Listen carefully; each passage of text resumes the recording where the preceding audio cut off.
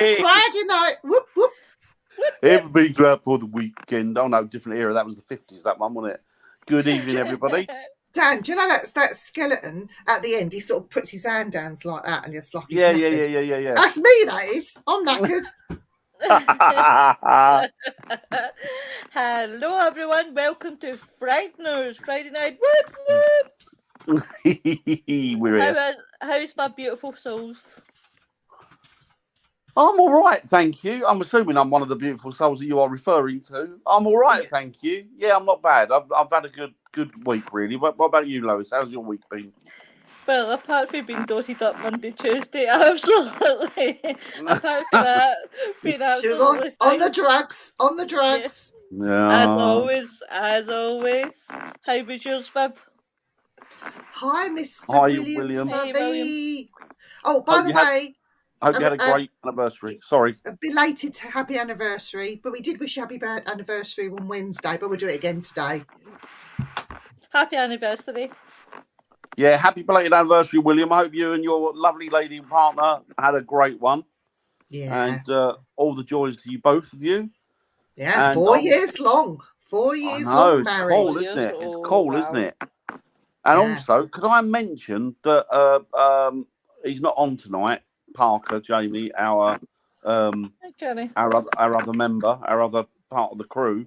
But he hasn't been too well this week, so he's at home relaxing and recuperating. So all the best to you, Jamie. Get well soon, buddy. We might see you tonight. We don't know, but come on when you're feeling well and you're feeling good, and we will speak to you then.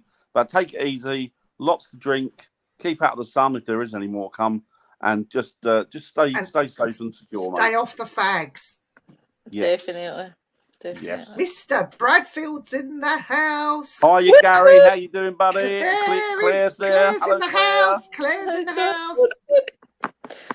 So tonight we're talking about haunted nuns and priests and churches and yay. Not Vicars and tarts then.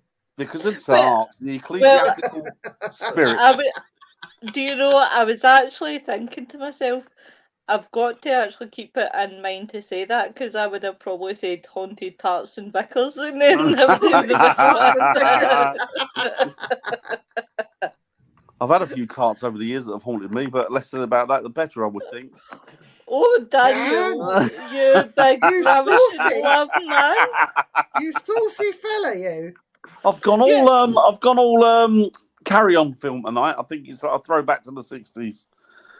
I feel like a bit of a throwback to the 60s and 70s, the old innuendos flying around, double entendre. You told me that I was the only one for you, and now you tell me there's others. No, you are. You know this. You know, that's what I'm saying. You know this. Oh, my light's gone out. Oh. It plays Claire, can I just ask, because I'm sorry if I'm pronouncing your name wrong, please forgive me. You got like umlauts, or you got. I'm trying to see. I can't really see. You got like umlauts above the letters on.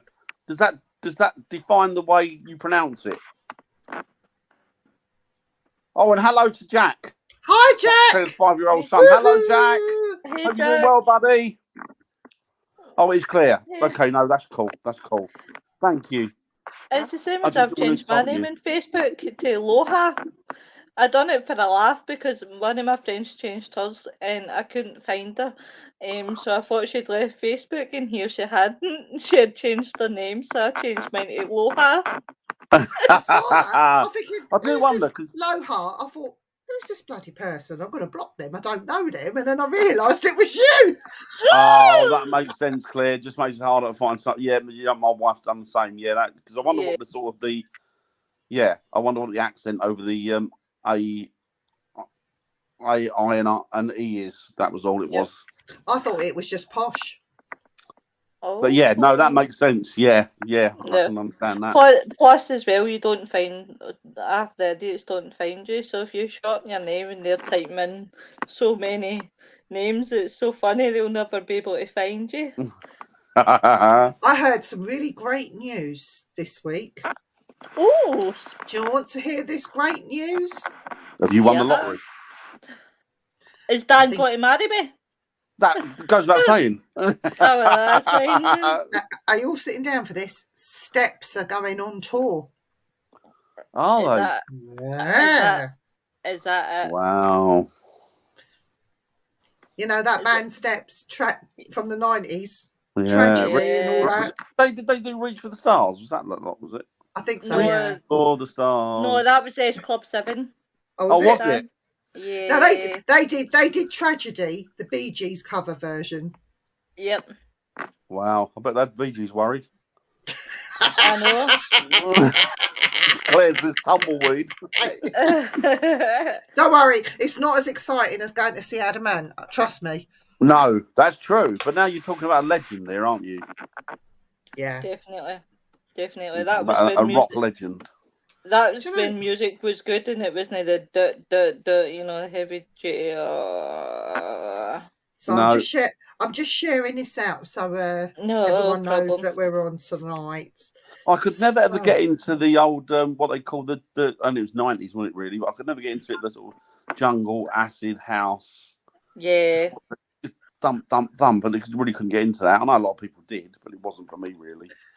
I liked people like oh God, I don't know what they call that one hit wonder, Ebenezer Good. He's a good. That one. Superb. But they were totally different league, weren't they?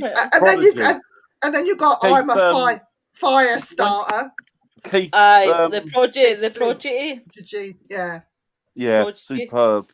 The Prodigy were absolute superb. But I thought they were more sort of new wavy punk for me. Yeah, I must admit, I liked, like, with my uncles, I was growing up with the likes of Blur, Oasis, you know, like... Oasis, superb. Oh, they went out of my head now. And the Blow Monkeys, I like the Blow Monkeys. Yeah, and there was one I came across the other day that I totally forgot about. Do you remember? Bit of a one-hit wonder as well, but I still liked them. Do you remember Johnny Hates Jazz? Yes. Yeah. Johnny Hates Jazz, like him. Yeah, the Blow Monkeys were cool. See, mine was all new romantic stuff, the stuff that I was into, the new romantics and the skinheads, the ska music. Ska music was superb in its day. Punk as well. Yeah. My best friend was the drummer for a band called the Guana Bats. So I had all the rockabilly side of it, the influence coming in as well. But I was listening to an 80s on TV when I was doing my housework in my bedroom. I put Now 80s on, and A Blast for the Past came on, and it was Kid Creole and the Coconuts, and I thought, bloody hell, blimey, he's still around, is he? He must be getting on now. Hey, William Scott. Rick Astley. Yeah. I remember those. Yeah. I remember those very well, William. I saw Rick Astley about 3 years ago at MotoGP. He was the entertainment. Looks good though, doesn't he? He's brilliant. He looks really good, doesn't he, for his age? Who's the other one I'm trying to think of? Nick. Oh, Nick Haywood. Do you remember Nick Haywood? Haircut 100. That's what we should call you. Haircut 100. God, no, here, let's cut. Yeah, but instead. Have you noticed, Dan, your father Ted this evening, and I'm Dougal? I am. Why? I'm indeed Father Ted. And then are you, Kelly? Hope you're doing well. Hi, Bev. Hi, Bev. Hi, Bev. Hi, Kelly. But yeah, do you know what song I love hearing that always makes my day is Mr. Blue Sky. Mr. Blue Sky, absolutely love that. Oh, was that Yellow? Yellow, yeah. It was Yellow, wasn't it? Mine's Yellow quality. You can see me. I like the Human League, William. Human League was good. I'll tell you what as well was what's his name? Actually, they were Scottish. Remember Midge Ure and Ultravox? Love Midge. Do you know what? Do you know it really pissed me off that what's his name got all the credit for Band-Aid. Bob Geldof. Bob Geldof. Yeah, I can't stand that bloke. He did it with Midge Ure. So Midge not only worked on the single Band-Aid, he was one of the architects of it, wasn't he? He was, yeah. They did it as a partnership, didn't they, together to raise all these funds. But Bob Geldof, Midge was not up himself, though, is he? That's the thing. No, Bob Geldof is. He's a good lad, is our Midge, isn't he? See when you say Bob Geldof, and because we'll obviously Hi, hi Bonnie, because Hi, obviously Von. you've got Father Ted.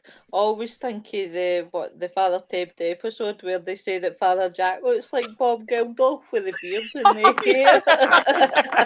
hair. Oh dear. Von says, sorry I'm late. I've got the grandkiddies. Oh, bless her. We've not even started yet, Von. Don't worry. No. We're just chatting about music. This is why I love Friday nights with you guys, because we always say we're going on one subject and it becomes an absolute tangent to far south. Yep, it sure does. I think Geldof got the credit because he wrote it in the back of a taxi in 10 minutes, apparently. Do you believe that? I don't trust that man. I don't like him. I don't like that U2 mob. I mean, as a band, the U2 were good, but I'm not. I love Bonio. I love some of his songs. I mean, With or Without You, it's quite a really good song. Him and Geldof are just a pair of sanctimonious arseholes. Dan, I can't. They think they should be sainted. I'm sure they do. I have had to one now from last week's. That's ridiculous. Because she made a comment and they said what she wrote in the comments went against standards. That's silly. God. Sorry, Von. Von, do us a favour. Set up a second profile as well, just in case, and a third. Aye. Do it, definitely. Because I think they're going mad on all sorts of people just recently. Yeah. I've heard. Well, do you know? I'll give you a laugh.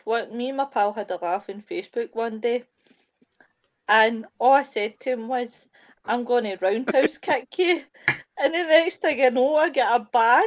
I get a slap ban for 3 days for bullying and harassment. So then it was so funny. I just came out my 3-day ban, and he got put in the 3-day ban after me because he repeated what I said, but he was telling somebody why I get banned, and he repeated the words. There was some woman on there, and quite rightly, she said what she said. Quite rightly, they were talking about some sort of sex offender, and she said the bastard needs hanging, and they give her a clear ban on it. They have said it's two separate comments, and I'll send you the screenshot. Yeah, do that, Bon. I'll be interested to see what they're saying. Do you know what? It's nice to see that freedom of speech is still alive and well, isn't it? Oh no, but yeah, you have people that can scam people in Facebook. You know, the fake profiles and everything else. The foreign ones. Know that I'm racist. Please don't take that as a racist comment, but. You're allowed to talk. You're allowed to. You common sense. You're allowed to speak common sense, and that's all you're doing. You're speaking common sense. Hi, you, Brian. I hope you're doing well, buddy. Hi, you, Richard. Richard says he gets banned weekly. Richard, can you do me a favour? Can you just confirm with your wife that date that I've sent you a message about? Just confirm it. I've got her name. I've got it marked in, but can you just confirm that she's okay to come on? And I'll get her sorted. Hope you're doing well, buddy. Hope you're doing well, Richard. Yeah, yes. I think that's the problem, isn't it? I think the problem is that there is no freedom of speech anymore, that your big tech Hi, Emma. has completely taken over. Hi, Emma. Hi, Emma. Oh, hi. Whoop, whoop. Oh, that's cool. I've just seen. It annoys me we cannot write in. Take that as a positive, Kelly. That's what it's meant as. Take it as a positive. Yeah. That's why I can never ever write things in Dan's profile, because I would get done for sexual harassment. Not from me, you wouldn't.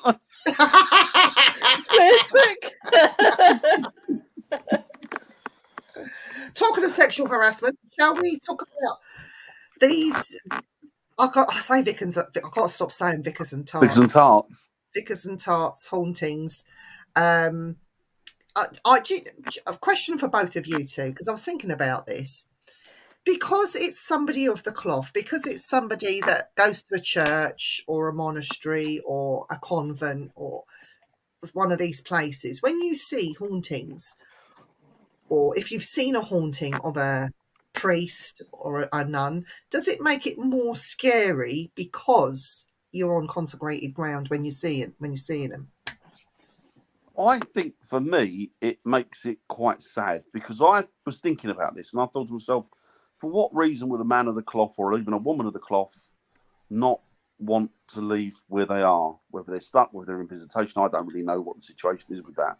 What if it's residual and you're seeing it? Well, it could be residual. That's different. I think you kind of know, don't you? If you see something that's residual, you know the difference between intelligent and residual. I think just by looking at it. But do you think it's more scary because they're religious? And they've got the dog collar or No, I don't think that'll bother me. I think that's why they're take away like place memory now, take away residual and stuff, and look at like productive, intelligent hauntings. I think the situation is that they've spent a lifetime convincing themselves and talking themselves into hell and damnation, frightening themselves about what goes on the other side, that they're probably frightened now to go to the other side lest they be judged. Or they did a lot of messing around with the choir boys. That's it. Perhaps that's the thing. Perhaps they do not want to go over because they think they've convinced themselves that, this place of hell and damnation, Hades, if you like, is somewhere that's real and is to be feared, and so is the judgment of God. So they're frightened to now go across lest they be judged. And I think that's the frightening thing, when they've terrified themselves into something. Or they didn't live the life they wanted us to think. Exactly, that they that's did. Exactly it, Richard. Exactly what I'm saying. It could be the point, right? I'm a big believer in this, right? I don't believe in your heaven and hell shit, right? I don't believe in that for one second, right? I think they've got to the very end, right? They've spent all this years being brainwashed, right? This is a terrible word to use. This is cheating tongue. I probably offend a few folk tonight, but I do. But that's what religion does, isn't it? Overall. But brainwashed, right? So we've been brainwashed to believe that, if you do something really bad, you're going to hell. If you're whatever you are, you're going to hell. Whatever, you're going to hell. If you have sex before marriage, you're going to hell, right? So they've been brainwashed to believe all this. They get to the very end and discover that there's nothing. You've spent your years believing, being convinced that this is all, all bad. You're going here, you're going there. Then you get to the very end, you die, and there's nothing there. It's like you're thinking you've wasted, 20, 30 odd years of practicing a religion and realising at the very end that there's nothing there. I'd be very disappointed, I'll tell you. That's if I was ever let in. But what if that religion has brought them a happy life? So they've had a happy life following a religion that may be true or false, we don't know. No. True, false, whatever. If they followed that religion and lived a happy life from it, then they've had a happy life, but scared to move on because of what they've been told. Yeah, that's what I mean. They terrified themselves into like abdicating from moving on, if you like. But I also think that I think there's definitely something there. Of course there is. Otherwise, there wouldn't be existence of life after death that we're seeing on a daily basis through different people's experiences. So there's definitely something here. Through stuff that you've seen, I've seen, we've all seen and experienced. You know that there's something other than this. We all know that. And I think that there is somewhere to move on, but I think it's a universal thing. I think we go. But then again, it's down to personal belief, isn't it? Yeah. I don't think there's anybody who's going to judge you. I think that your judge during execution is probably yourself. I think, Gary's got something there. All right. My granddad and his two brothers were walking down the towpath of the River Lee. What is that? Have I pronounced that right? River Lee. Yeah, River Lee. Yeah. With a wall on the other side. They all saw a nun coming the other way, so stepped aside and tipped their hats. One of them looked back, and the nun had vanished. Oh wow! I'll tell you what church is right. I don't like. There's one church. I think it's down in England actually. It's in Bedford. Is it St Mary's? the abandoned church of St Mary's. Clophill, I think it's Clophill Church. Yeah. I've always been fascinated to go there. I've done it. I've got nothing there. It's nothing. Really? It's absolutely nothing there. The only thing about Clophill was the kids and the druggies used to get into it and open the tombs up and take out the skeletons. But they also did that in Highgate as well and other cemeteries. But Clophill, people seem to make a story up about Clophill being so haunted, and it wasn't. It's quite disappointing, really. It's just like any other church. Oh, that's sad to hear. Can't speak of the past, but unfortunately I believe the religion is going the way as everything else in its career. The message they're supposed to teach is lost in translation. Do you know what? A lot of people use religion as a way of war. In Scotland, I don't know if you are familiar, right? But in Scotland, it's not as bad as it used to be. In fact, it's nearly not as bad as it used to be. You've ever heard about the thing about the football in Scotland with the Rangers and Celtic? Glasgow Celtic and Rangers. Yeah, right. Take the prime example. That people use that as back then, as I said, it's really not nearly as bad as what it used to be. But they usually used to use that as religion as a way of fighting. You know, the Catholics, the Protestants, the blood. When we talk about that, I always think of the documentary. It was in the 1990s. It was, or was it later than that? It was the one that James Nesbitt done. And it got an award. It was Bloody Sunday, and he had done it, and that was a best documentary film I've ever had to watch in my life, and the part he played, it was absolutely brilliant. But that for me was an eye opener, and that's why when people say to me, right, what team do you support? Manchester United. Don't know why I picked Manchester United. Out of all the teams in England, I picked Man United. And do you know what? I've always kept away from that, because some people some people use religion as an excuse for an act of violence. But then I think that's always happened throughout history. They've been using it as an act of violence. Now, if I go back to the ancient Egyptians, when the Egyptians stopped believing in their god, and I think it was Tutankhamun was the one, and then the one after him, they were the ones that believed in one god rather than many gods. And then violence started. There were wars. There were, they're going out in their chariots and killing everyone and all this sort of stuff. It goes back so far, the religion thing. And again, like people today, if they see one of the ancient Egyptian priests come out as a spirit, they think, oh, how lovely and how wonderful. But if you was to see a man in a black shirt and trousers and a black jacket and his dog collar, and you saw that as an apparition, it will make you jump and think, oh shit, is that, it would frighten you, to see an ancient Egyptian priest to a priest of today, if you like, and you compare the two, I think the priest of today gets a raw deal, really, just because of what he's wearing. And I know now today they don't wear all black. That's a thing of the past. But if you was to see that, I think it will take you off guard. It would make you jump and think, oh God, what did I just see? And then you could confuse that as a shadow figure. When it really, the shadow figures, I think, are something completely different. There's something else. But you could confuse the two.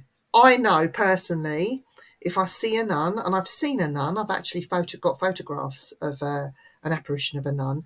And luckily, her habit, if you like, was one of those, what I call a calm one. If I saw a nun now that had the big habit that was wavy and sticky outy, that shape, I think I would shit myself and run in the opposite direction, to be honest. Don't ask me why. I just think they're so scary, and I think they're more common in places like France, Italy, but they have that big. Be like the Dutch thing, aren't they? The like triangle, yeah. That would scare me. I mean, I think Hollywood has got a big part to play in that. Definitely. Well, look at the film The Nun. I mean, I've never personally seen it, right? I haven't. I haven't seen it, and honest to God, like I blame films for a lot of things because they give people wild ideas. Like obviously, like The Conjuring, people were going nuts over that. People were also going nuts over the Amityville horror. The what else? What other films? The Nun, Conjure, Amityville. I just remember that. But yeah, I mean, I always remember getting into this home in Glasgow. Well, it was Paisley. It was half and half. It was half Glasgow, half Paisley. It's like the borderline. And I can remember showing up at this place to work because it was agency, so you get sent anywhere. It's one of these places you get sent absolutely anywhere. And I walked round the corner, there's a big statue of Jesus Christ, right? And I'm thinking, okay, good morning to you, Father. And then I walked by, like, just 7 o'clock nonsense in my head. Good morning, Father. Right. So I get, like, round to the place and it goes in. And here it was a retirement home for nuns and priests. Oh. You weren't. You were never allowed to call them by their first name. So, like, use Dan for example, right? So I was nursing Dan. Now, Dan, don't you get any weird ideas because I'm using you as prime example, right? So my corn's pruning. bed bath. So I wouldn't be able to call Dan. I would have to refer to him as Monsieur Winter or Father Monsignor, Winter. yeah. I like that. From now on, Lois, I want to be known as Monsignor. Ooh. I'd say, Monsignor up your arse, Dan. Do you know what I mean? But do you know what? They had a cracking sense of humour because there was one name, because obviously nuns came in to see them, like actual nuns. Yeah. Had come in to see them. And she asked me to go and get like one of the magazines, I think it was People's Friends or something, to go in and get it. And I went in to get it and I dropped it and forgetting where I was. And I went, oh Jesus Christ. And I picked it up and she was in front of me and I went, I am so sorry, sister. She said, oh, she started laughing. She went, oh, it's fine. And Do you know, like, I've said that in front of a nun. Oh, Jesus Christ, fuck me. Like, and she said to me, and may he bless you and your family, is what she said to me. Covered you there. But yeah, they used to tell me about, like what they've seen, and like they've seen like shadows, like apparitions as well, like priests and hangmen. They used to tell me to watch the security camera if I ever did a night shift in that place because they've seen a lot of movement. Like they would see shadows, people, and you think it's one of the places. I mean, a lot of people will say, leave alone, don't investigate there. But I really want to investigate a church because I think churches hold two places that I think holds the most. Asylums and churches are the two that I think, and I would really, really. I know you never, God, chance in hell would ever let you, but see if the Vatican opened for paranormal investigations. Oh, sister, I would be the first one flying there because I would love to do it. That would be super cool. That would be cool. Yeah. Terry says, you remember the pub in Kent, Dan? The one Dawn had a picture of the priest coming out of the room. We went there and got confirmation it was of a dying lady getting her last rites. Yeah, I'll tell you about this one. We got called out to a place in Kent. It was been done by a team before, and the team before had been met with. Well, they've been met with violence by this entity. They got a photo, full body apparition of this spirit coming out of the door. There was nobody up there. It was a lock-off camera. It was set on a shutter timer, and this head had come out. and he was holding the cloth over his hand. It looked like he had something else in his hands, and he was looking at the camera in shock. The camera taking this photo of him. You could make him out, beard, face, the lot, everything. He had like a cowl and a monk's dress on, like a monk's habit. Yeah. And he's gone back into anyway. They couldn't get into this room for whatever reason. They didn't feel right in this room, and they did eventually get into the room where they got assaulted, and one of them ended up with having their leg quite badly hurt. He got thrown across the room, and they basically got pushed out of this room.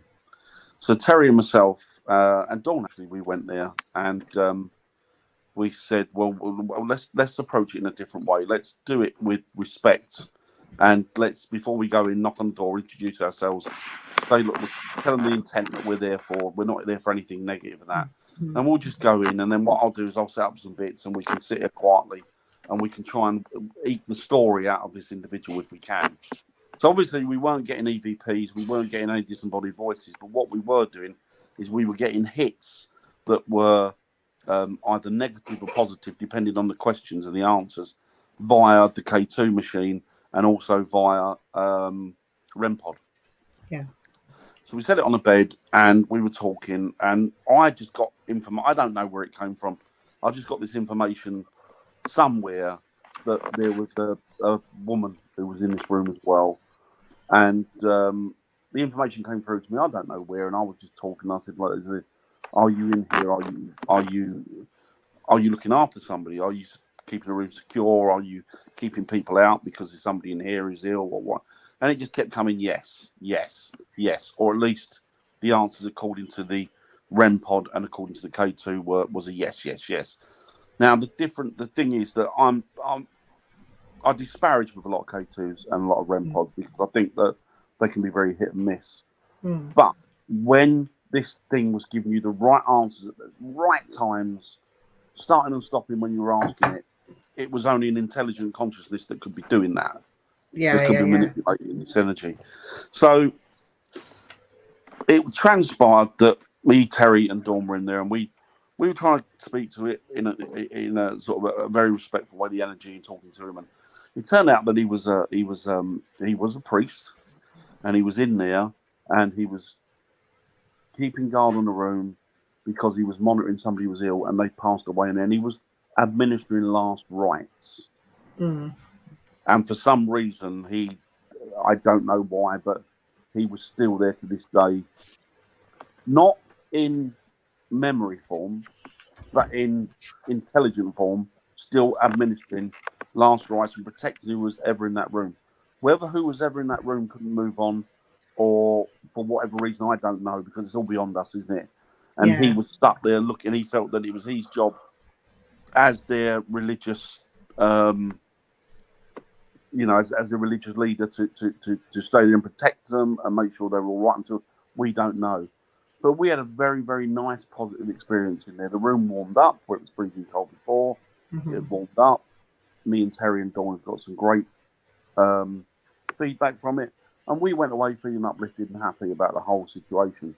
But prior to that, the people that had tried to get in there, and it was more than one group, had met with hostility. But I think, again, as you said, Dan, it's your approach, how you approach these things. And I think it's a lack of education, lack of experience. Well, they go in there and then meet this hostility because they're not approaching things in the right way. I mean, a lot of ghost hunters of today, I'm sorry, they make this mistake every time. They do. I mean, as much as me and Dan, Father Ted and myself, as much as we do muck about and we do have a laugh, when it comes to actual ghost hunting away from the events, we're very, very serious, and things do happen, and we have to understand ourselves why it's happening, what is it they want to say, what is it they want us to do, what is it they want us to see, and why are we seeing it? It's not just, I've seen a ghost. No. And I think the thing is as well, like you say, Viv, it is about respect, and it's about dealing with, you might not see them, you might not hear them, you might not smell them, you might not touch them, but it doesn't mean they're not there. And the thing is that you don't then treat them as though they're not there. You always treat the energy as though the energy of the person is still there, and you treat the person with due respect. Yeah, Yvonne says should still always be respectful. Exactly, Yvonne. To a degree. It depends on the situation. I dealt with a paedophile case, and that paedophile case never got any respect from me or the house or the owner of the house. In fact, it was completely the opposite. I mean, this guy saw a side of me that doesn't normally come out. But it did come out. So yeah, it's not always show respect. No. Respect should be shown when necessary. The other side of it, the disrespectful side of it, when necessary. I totally get you, because believe it or not, Jacqueline, it was when Jacqueline came to Scotland, and me and Robbie had took her to Kilwinning Abbey, which is literally the next town from me. And Kilwinning Abbey is like, I was first shown it by a friend of mine, and he took me to it. And it's like, where it is, it's actually on a main street, but where the Abbey is, you can lock up the gates and you can go through. And like, we went there that night, very, very respectful. We went into this, it's the only way to describe it, is like a big square worth of grass. And see, you talk about when we were doing obviously EVPs and that, but it was so funny, guys, because you think in the place of God, where you're supposed to be prim and proper, the monks, one monk in particular just did not like Robbie and was calling him for everything. Baldy bastard came through at one point, leave, go, and to some extent I was antagonising. I was like, no, I'm not leaving and going until you tell me, give me a reason why. And he got the brunt of it, because it just went baldy bastard, baldy bastard, baldy bastard. I couldn't help but laugh, because I'm thinking, these are monks, monks don't talk like this. Well, you'd be surprised. Von says, not always to be respectful when in church. Well, do you know what? Some, it's like anywhere. I think you need to treat them as you would anybody else you would meet who is alive. So you treat them how you expect to be treated, and if that respect doesn't come back to you, like Bryce says, respect works both ways. Definitely. Then if that goes out the window, then it's a free for all as far as I'm concerned. And that's laughing. But as I said, that's why I love to go in an investigation, whether it's, in a castle, whether it's in a churchyard or wherever it is. I always introduce myself, and I'll always start saying, hi, my name's Lois, I'm a paranormal investigator researcher. Can you tell me what your name is, please? And I'll always say that. Dan would come out with, hi, I'm Dan, this is Viv. We're nosy bastards. We just want to know what your name is. That would be Dan. I would love to investigate what you used to, because I would be all posh. I've always been respectful. Always, even if I felt I'd be different with people like paedophiles and stuff. Of course, they don't deserve respect, whether they're alive or dead. To be honest with you, and I've got no respect for them in either instance. But the thing is that you have to be respectful. Because, as I've always said, if somebody walked into a pub and my grandfather was standing there and they talked to him like absolute crap, that what gives them the right to do that, whether he's in this world or he's in the next? I mean, the thing is, how would you feel if I walked in on your grandparents and went, you here, what are you doing? Move this, move that. Come on, do that now. Do this now without any little bit of respect. When I die, I'm coming back, right? And when that ghost hunter says my bugbear, is anybody here? Can you step forward? Step forward? I'll bloody jump on your head, mate. Never mind about stepping forward, because you wouldn't ask somebody alive, if there's anybody here, can you step forward and tell me your name? You'd say, hello, I'm Viv. Nice to meet you. What's your name? You know, you wouldn't say, "Can you step forward and tell me your name?" There's a few things they say though, isn't there? That Oh, are it's listen. It's the right. There's the Panasonic. I love the Panasonic one, right? And do you know what? I've heard people go, "Hi, what's your name? What year is it?" And they fire the questions. They don't even give them time to think. It's, "Hi, what's your name? When did you die? Do you like it here?" Blah, blah, blah. And it's question after question. And I'm like, fucking take a breath and give them a chance to answer. Stop firing. It's like they've memorised it off a sheet. They've not realised it's TV, isn't it? It's TV. And do you know what? See if I was a ghost and a spirit or whatever, be off. I would be standing there listening to all the questions, get to the end and go, fuck this, I'm off. See you later. Because it's just like you need to give them time to answer, because they could be telling you something that's vital or wanting to tell you something that's vital, and because you're rattling so many questions, not even drawing a breath. But some people do it through excitement at the fact that, you know, they're out investigating, so they throw about 20 questions to one. Yeah. The one I really hate, and I think to myself, well, if they didn't, you've certainly shot the shit out of them now. They turn around and go, "Do you know you're dead?" And it's like, seriously? Well, yeah, they probably do. They've probably got a rough idea, and if they haven't, you just scared the shit out of them now. Well done. Yeah. It's like, you know, people have got to be so careful with the words they use and the way that they use them. To be honest, the one bugbearer for me, Terry. is I don't know why they ask it, right? I do kind of understand it, but I kind of, it would try, when you're saying it would scare the shit out of them, right? Is, what year is this? Yeah. Like how the fuck? It's not like they go down the fucking newsagents and, you know, pick up the paper and say, "Oh, that's where it is. Right, I'll come back and I'll tell you." It's like, I think they forget, don't they? That they're the same. They're the same as they are in the next life as they were in this one. It's the same person. Their phraseology hasn't changed. Yeah. The language might have differed a bit, but overall, it's still the same questions that you should be asking. Not ridiculous ones. Bright, absolutely agree. The thing with cemeteries, I wanted a lot to say, more in them. I wanted to say, right, Bri, this is quite important.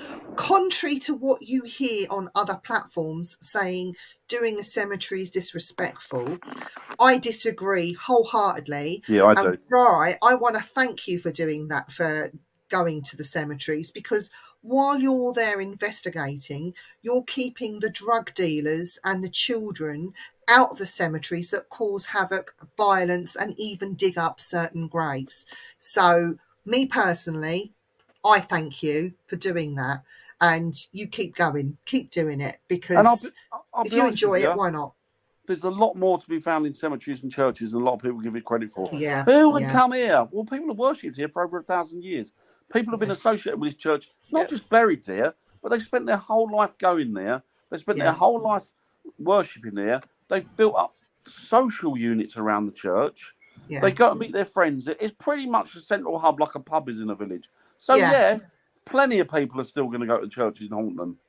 All sorts of hauntings as well, different types, residual, physical, actual hauntings, the interactive hauntings. You get so much there. So, yes, I say keep doing it and thank you. Yeah, it's just the bodies that are in the cemetery. But, you know, people still go back. Yeah. Do you know what? I totally agree. Terry's actually just taking the words right out of my mouth. I must be timely. It's the only place you get some peace and quiet. He's right. You're joking. Do you know, Terry? I went to my brother's grave, and there was loads of people walking around, walking their dogs. There was half-naked men sunbathing, you know, lying back. There was some sitting there with their cans of beer, just enjoying us. It was a busy cemetery, seriously. Do you know, I'll give you a laugh, right? I used to stay, well, where I was brought up, it was like a wee small village, right? Now, you guys can imagine what small villages are like. So they've got the whole Facebook group, right?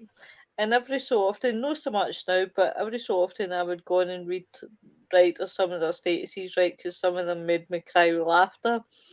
And I mean, I sat here for 2 hours one night crying with laughter, pure crying, right, because they were complaining about the graveyard, right, and about how people were disrespectful towards like joggers, like jogging through the graveyard, and one was holding a gravestone while doing the exercises, you know, the twerking and everything else. Some of the comments, I was howling. I mean, the tears in my eyes, and I thought, if that's all I had to worry, hiya John, if that's all what I had to worry about in life, my life's no shit. These are what they call first world problems, aren't they? Oh first world. It'd be kind of cool, wouldn't it, if somebody stopped every morning to use your grave to sort of, or your headstone to exercise? That'd be pretty cool. Yeah, I thought so. Hey, you got a good view of their ass if they're good looking. I wouldn't like. Yeah. Von says it winds me up as well when they get some activity and just walk away and move to a different area without trying to interact. Yeah. That's what they've been asking for, and when they do, they don't acknowledge them. Yeah. If it had been spirit. Do you know what? Again, this is just like unexperienced investigators and just people doing it for events, which is completely different from what I call the serious investigator. The one that gets me where they change areas and they say, well, I'm going to go here and I'm not going to go over there because I'm going to go over there because they're going to get some spirit activity over there and they're going to go over there. And I've said to them before, well, why don't you find one space you feel comfortable with, sit there, and you can do your whole investigation throughout if you want, because spirit can come to you, you know, they can move. Mm-hmm. They're not just stuck in one, unless it's a residual. They're not stuck in one area. You know, they can move to you. I had some guy once tell me, and actually this was turned out to be an ecclesiastical haunting at the time, and it turned out to be paedophilia. But not getting into that. But he told me, can we go outside, Dan, and talk about the activity in the house? Because I don't want them to overhear us. We literally went out the back door and had a chat, and I went, you do know that they're ethereal and they can move around and be anywhere at any given point, don't you? I feel more comfortable out here, he went. I went, some people, on a bus in the middle of... can't fathom it, can you? No. That's almost like saying, right, this is just my sense of humour, right? But that's almost like saying, I'm going to go to the shower with my clothes on because I'm worried that the spirits will see me.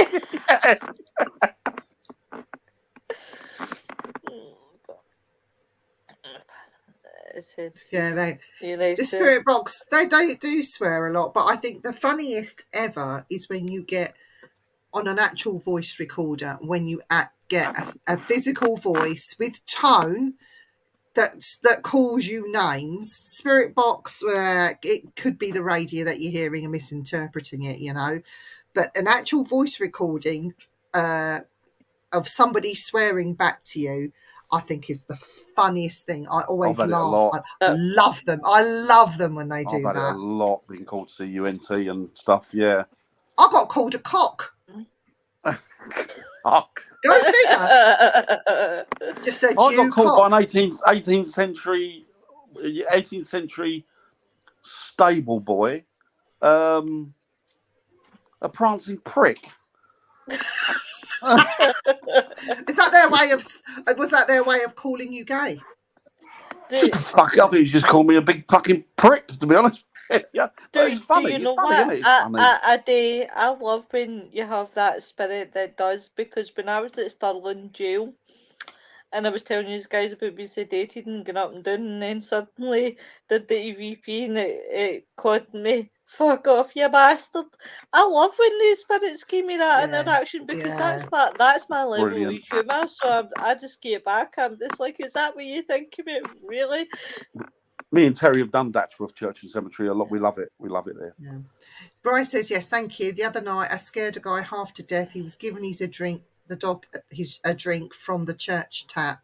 And as he turned around, I was stood there filming. One for your bloopers. Right, Dan, I've got to ask a question now. So And I've heard this same story, and it came up recently. And I just rolled my eyes and thought, oh, God, here we go. A medium trying to be. I'm not going to mention any names. It's not me and one about the vicar's wife, is it? It's about it's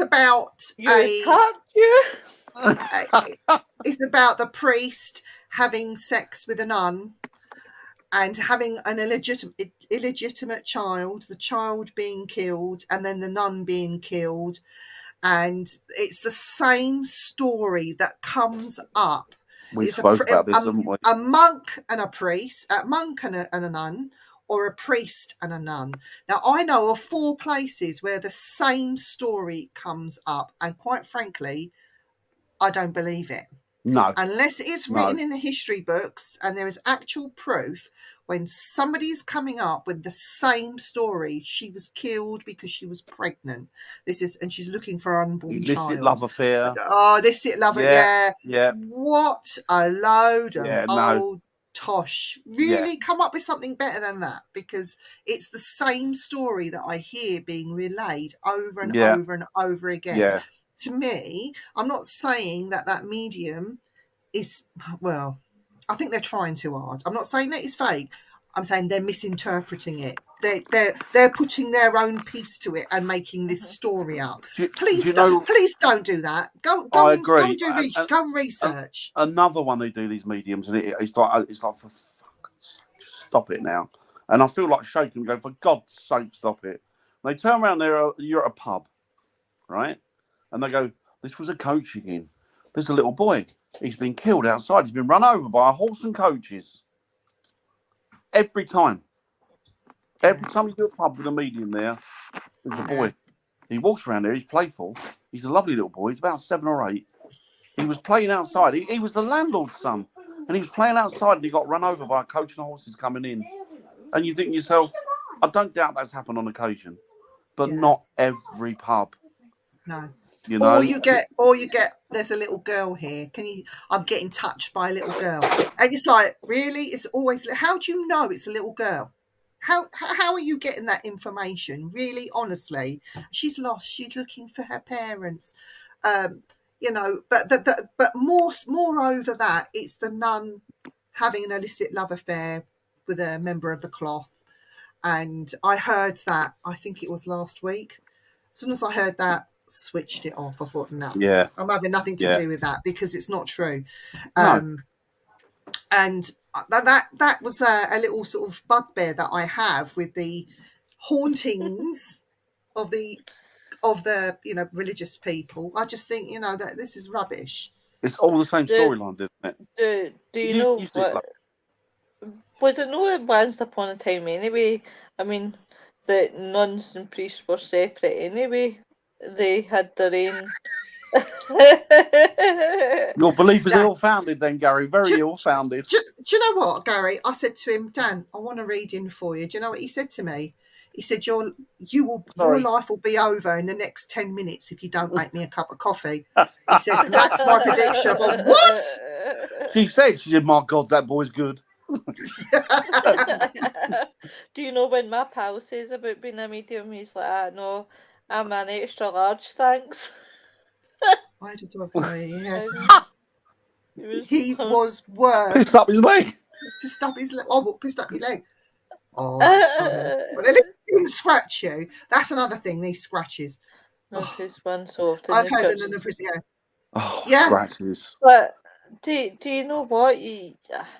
I could just only imagine what it was like back then, when obviously they were the nuns and priests, But you watch programs. I mean, can you just remember that program years and years ago? I can see it in my head. It was based in Ireland. It was like a TV program, sort of. If anybody in the chat, and it was about the guy. Oh, not Ballycus Angel. Yes, that's exactly it. And do you know, you get this off a picture of priests and you think of them, being the doting father, but then you just think, what about what goes on behind the closed doors scenario? Is the picture that, that's painted? Because they're only human, aren't they? At the end of the day, they're just the same as anybody else, aren't they, really? It's just...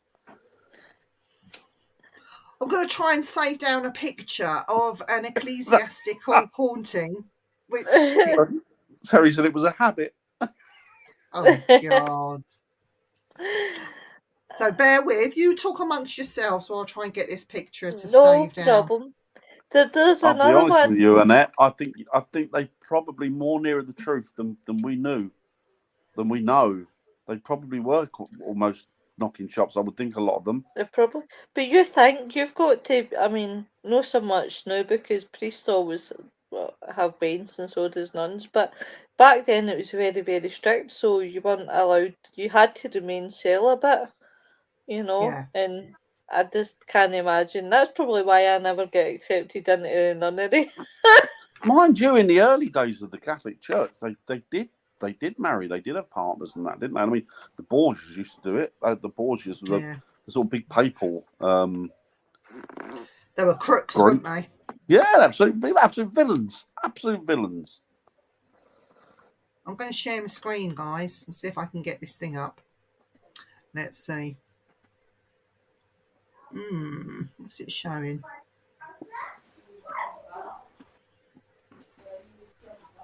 I'm going to try. It might go wrong yet, guys, so just bear with me. What are you trying to put up? Or is it a surprise? It's a surprise. I suppose I'll type the page. Surprise! Dan. If it was a picture of me dressed up in the tarts and Vicars, it wasn't me, Your Honour. Not guilty. It might be in this folder. Is it a photo of me in the corner bashing the bishop? I found it. Here we go. See if it will. Open the page. If it was the bishop with his lovely purple mitre. If it's a picture of me and Dan and Ann Summers, him dressed as a vicar and me dressed as a tart with the riding crop, it wasn't honestly. We deny nothing. We were David there. I've got it. Here we go, guys. I don't know how well you can. Can you see that? That looks like a pilot plane dials. What is it? It's not. Oh yes, I can see it. Is that an altar? I've got my laptop up close because it's so tiny. The picture's that tiny. I can see it. I can just So this picture. Hang on, let me turn this down. This picture is a famous picture, which is apparently showing the monk that was taken at the altar at Newby Church. Oh, it's in a lot of books and a lot of people write about it, but it was outed as a fake. It was outed as a fake, but it went for decades with people believing this being. I think people are still parading it as real, aren't they? Are they really, Dan? People are still producing it as a genuine photo when it was. But that's debunked. The same. It's the same as that picture of the grey. Is it the grey lady? The one where she's coming down the stairs. Oh, the brown lady. This one. That one. Oh, Terry, we got to go there. That's Raynham Hall, isn't it? Yeah, that's also been outed as a fake. This picture. Yes. Yeah. That one with the monk, they got a. This one. They got a guy one of these photography wizards who he can work out what the photo's been tampered with and stuff, and he does it for the courts. And he said that if he zoomed in and then he magnified it and he done something, he darkened it and he and he said if you look where the hood is.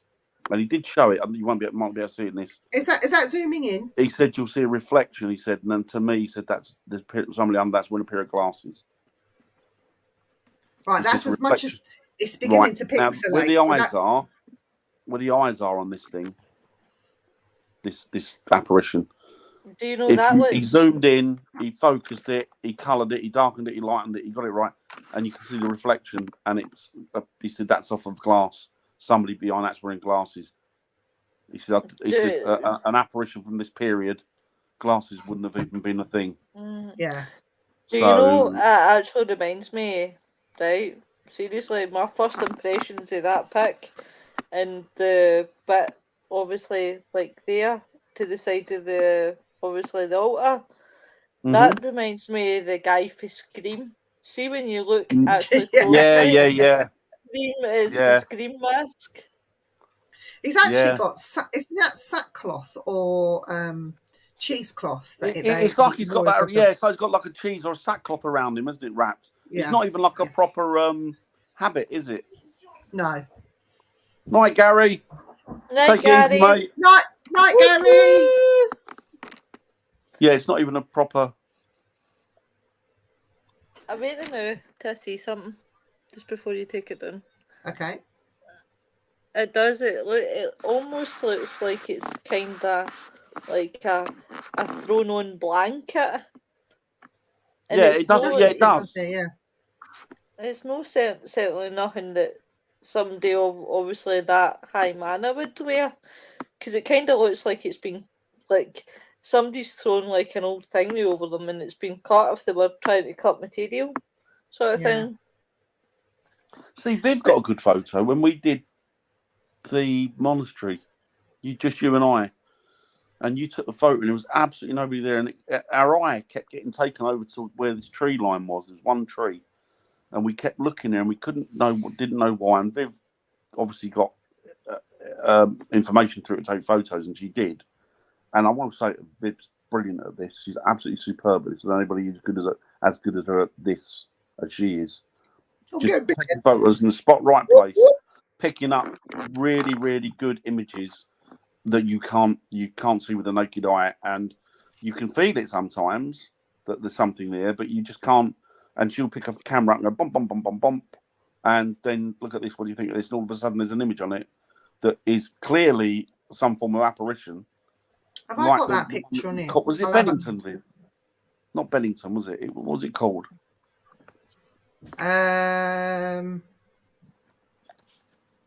No, I know where you mean, because we got the milk from there. That's right. It's a beautiful place, isn't it? Beautiful place. And it is. You got it, and you can see it's clearly what looks to be an apparition looking directly at us. I'll see if I can find it, because he moves, doesn't he? He does. And there was no one there. It was just us. Have you ever heard of the man in Derry in Northern Ireland? Is it St. Columbo's Cathedral or something? Or St. Columba's Cathedral? And it's a well-known, supposed to be a haunted site. Renovations had disturbed the grace of a former Bishop William Higgins, and the tomb was moved inside the cathedral. This apparently upset the bishop, and workers began to hear footsteps in the locked gallery. Apparitions would appear in photographs, and the argument sound without anybody standing nearby. But do you think that is probably what the problem is sometimes? When obviously, right, nobody wants to see a building rot, neither is they, not in any way, shape, and form. No, but do you think that doing renovations, especially in churches, makes it 10 times worse? I don't know. I'm sitting on the fence with that one. I don't. Yeah. I'm not sure. I think if you're messing about with people's graves, it could. I think if you're because I think the London Underground had lots of problems, didn't they, Viv, when they were building the tunnels and going through, and they were going through graves and cutting through these graveyards that still had bodies in them, and they were coming through, weren't they? And it was they had lots and lots of at the time, but as you say, they still suffer with a lot of paranormal activity on the underground system. So, yeah. I don't think that's, if I show the picture, I don't think they're going to see it unless I lighten it and stuff. But if you want to see the picture, it's on the Striking Midnight Paranormal page on Facebook. It was, Terry. It was a time slip. But yeah. Oh, yeah, I forgot you guys. I have liked it when you said Striking Midnight there. I did like that page as well. Yeah. Oh, was that the one, Bisham, Viv? Binham. It was Binham. Binham we did, Terry. Binham, mate. I don't think I've done Bisham. I didn't know about Bisham, to be honest with you. Yeah. Yes, it was a time slip at St Albans. Here's a question for you guys, right? what do you think? What sort of secrets do you think, guys, that there could be hidden in churches? I personally think the secrets are in the scrolls that are buried deep within the crypt somewhere. Not all crypts hold bodies, some hold paperwork and records. So information on scrolls and in the books that they used to keep on the parishioners, the village, that go back hundreds and hundreds of years. Also gold. The bigger the church and the older the church, they hid their gold from royalty and other people, sort of things, because they were rich places, believe it or not. So the secrets of gold in coinage, in golden crosses and eagles and all that sort of stuff, I think they also were buried or taken elsewhere and buried. So the secrets, I believe, and it's got nothing to do with religion, I'm afraid. I think the secrets were on the parishioners, the people that used to come to the church, what land they own, how much tax, because the church would take taxes from normal people. So, business, isn't it? It was a business. Yeah. So the history, the secrets are history and wealth that I believe are hidden and still hidden to this day. And that's the thing, you've got to remember, it wasn't just the churches, it was also local villages, particularly places like Norfolk and that, Peterborough, around there, because it's North Coast, isn't it? So and Norfolk means North folk, doesn't it? Folk from the north. So that meant the Vikings. And a lot of the genetics around the Norfolk coast, the people have still got strong Viking genes in them today. So the thing is that they came around that coast and they rampaged that coastline. So they would have taken anything from churches, anything from villages. Not just churches that got rampaged, it was the villages as well. So anything they got that was precious to them, they would have hid. Mm-hmm. Yeah. I think and then you had Iceni. If you go back even further, the Iceni, the way that they would celebrate their gods and how that happened and what killed the Iceni tribes, how that died out.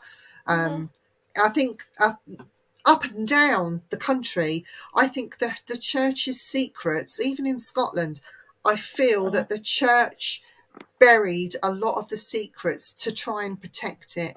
And in a sense, they kept it away from the peasants, if you like, the normal people like you and me. It got forgotten about because of war, because of people pillaging or whatever. It got forgotten about.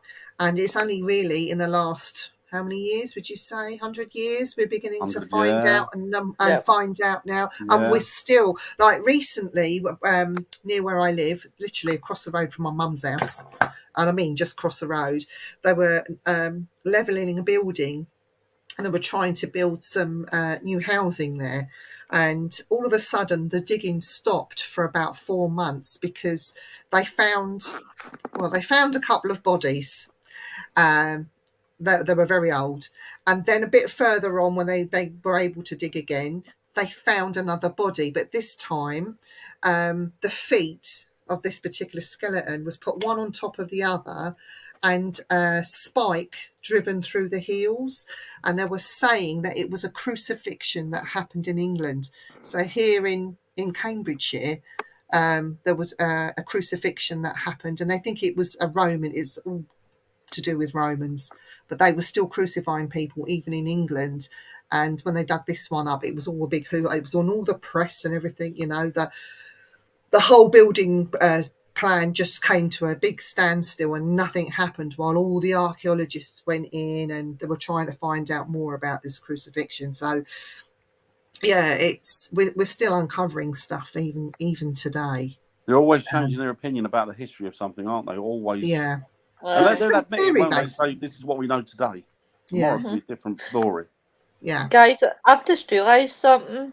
Know who we haven't seen all night that I'll give a quick shout out. God love her. Is Chantel. Chantel in the house. Hello, Chantel. I hope you're doing well. No, she's not here. She's not here. No. What a shame. I don't know. Right, but I just thought I'd give a wee shout out anyway, because it's like, that people of our age, right? To be honest with you, I'm saying not our age. I'm in my sort of late 30s now, but people of our generation, I'm in my 50s.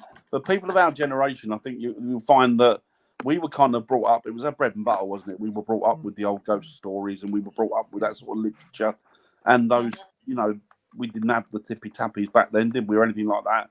So we used to, we were more intrigued by what went bump in the night.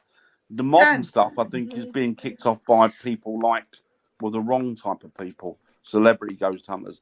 Whereas in our day and age, you could pick up a book that was actually written by an investigator. But Dan, you could go out of your door on any given night, go down the roads all foggy. You know, the London fog. Do you remember that? Yeah. We don't get that. We don't get that anymore, but we get the London fog. No. You walk in the fog and go, oh, it's really scary, because you couldn't see that in front of your face. Do you remember those nights walking home, Viv? It was pitch, it was black, and the fog was made it even worse. And then a copper, a shadowy figure come towards you. Oh crap! It would be a copper doing his beat round the pubs while they were kicking out times. It would be a copper walking out. I love those stories a day, and I think I sort of miss that aspect. See, the ghost stories where you used to we even did it. We've all done it. See, the ghost stories we used to make up about our creepy neighbours, where we used to say, "Oh, they chop up the bodies," and that's what and make somebody really, terrified. I miss that aspect, and I suppose somebody gave you bastard. He shook the life out of me. I thought there was a funny smell, Viv. And is that Andy? That was Andy, yeah. Andy in the house. Wood. He's right. He's gone downstairs laughing his head off. Well, that's very true, Terry. They used to, didn't they? They'd line them up. What is it my mum used to say? And she didn't mean it in a disparaging way. The middle class families, or the sort of the lower upper class families, they would stick the first son, the stupid one, would end up in the army because they could dispense with him. The second one would end up in business, and the third one would end up in the church. So that they was guarded. Their lineage was always guarded. Do you know Father Ted came back into my head there when they're sitting in the hospital, and they always Ted was talking about the stupidest one got sent to priesthood. Yeah, Conan Doyle. Conan Doyle. Well, the fairies at the bottom of the garden, weren't they those famous photographs? They were outed as fakes as well. Well, now therein lies a tale, because she said they were fakes. Conan Doyle swore that they weren't. He said that he believed that they were the real article, and she said they weren't. But then it transpires on a deathbed, she relented again. I think it was her, and she said no, that it was true. I'm, as you know, a big believer in the faith.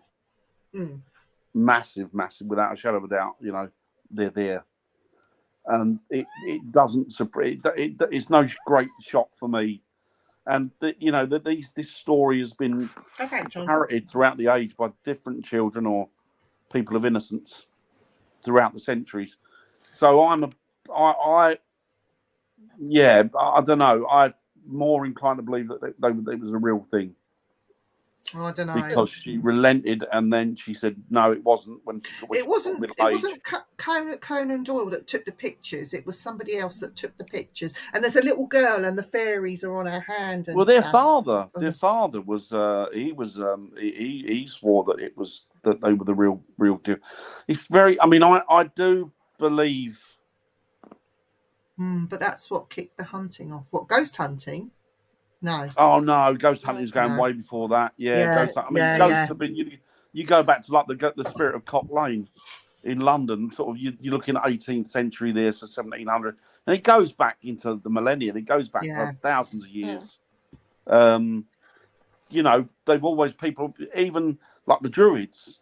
Even the Druids, they're a lot of their traditions and a lot of the actions that they carry out are to commune with the spirit world or commune with the energies from beyond. So it's all kind of like a ghost. Do you know Druids?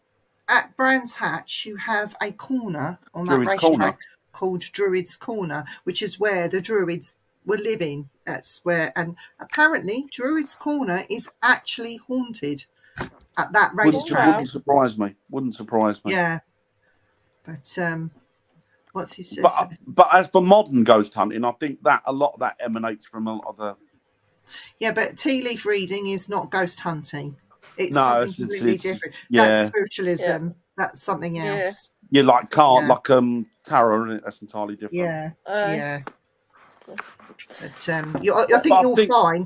think you'll find you can go back a few millennia, and they were reading the bones and reading stones. Yeah. And so that's where your ashes of fire, wasn't it? They used to do the ashes of fire. Goes back thousands of years, as even for the public. Yeah, as I know that the Africans used to read the bones. They did, I mean, these are traditions of what would you call them? These are ancient traditions of native folk. Do you know that's what we should talk about one night? Is ancient folklore. Could do. We do that next week. Should we do that next week? Yeah, we'll do that next week. Then. Do that. I've got this thing here. I swear he thinks he's human, doesn't he, Dan? You know this cat well. Oh, bless. I think he knows a bit about the Fae, or he is part of the Fae, because he's cheeky enough. Oh, he's so naughty. He's got Dougal written across his back. Dougal. Yeah, where your Dougal is, like it's some printed on his back. It's like he's wearing a little jacket. Oh, he's down it now. Oh, it's like he's wearing a little jacket with Dougal on it. He's absolutely gorgeous. He's not. Look out that window, look. Yeah, well, the hedgehogs, they come out about this time of night, so he's looking out for the hedgehogs. Do you know what? It's lovely having wildlife in your garden and feeding them and looking after them, but the size of their poo, have you seen it? It's really big. Yeah, it's like I have to go out. You know, like somebody with a dog that would have to go out with their bag and just pick up the dog poo. I'm having to go out every day to pick up hedgehog poo because it is that big. Seriously. That has made me laugh. Exactly, Terry. Yep. But what do you think, right? And how old's that? Back then, Terry. Like the church's views on the paranormal, no such thing. You know, I think it's conflicting, because when I lived in Shepherd's Bush, my ex-partner, he had 2 aunties. So his dad's 2 sisters, and one of the brothers joined. 2 became nuns, and they went over and worked in the missions in Sri Lanka for 30 years. And one of the brother became a priest. Okay, they were devout, this family, and they would go to church, Catholic church, on a Thursday, Friday, Saturday. The priest would come to the house and she'd give him tea and cakes. He used to scare the bejesus out of me, to be honest, because he was old, very thick Irish accent, you know, typical Catholic, as you can imagine, priest. And he'd always disappear upstairs. And he told the ex-mother-in-law that he was going upstairs to try and get me to convert to Catholicism. But he didn't, because he found out, because I was a medium. He'd come upstairs after he'd had his tea and cakes with Mary downstairs. He'd come upstairs to the flat and he'd knock on the door and he'd say, "Vivian, are you there?" And he'd, "Can I come in?" He says, "Well, I'll put the kettle on, will you?" He didn't really want a cup of tea. He'd go into my little living room and he'd say, "Right, can you give me a reading? Can you give me a reading?" And I went, "What?" He says, "Yeah." I said, I heard you were as a medium. And I said, "Yeah." He goes, "Give us a reading."